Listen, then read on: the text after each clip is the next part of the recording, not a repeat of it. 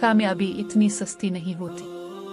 वो एक बार इम्तिहान में फेल हुआ, 2 बार फेल हुआ। गांव वालों ने कहकहे लगाए।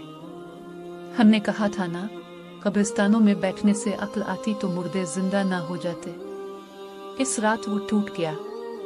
वो कब्र पर गिरा और फूट फूट कर रोया, माँ, मैं हार गया हूँ, मुझ में अब हिम्मत नहीं रही। अचानक हुआ का एक झोंका आया, दिया बुझने लगा, मगर उसने इसे सहारा दिया। इसे अपनी माँ की वो बात याद आई, कोशिश करने वाले हारे हुए नहीं होते।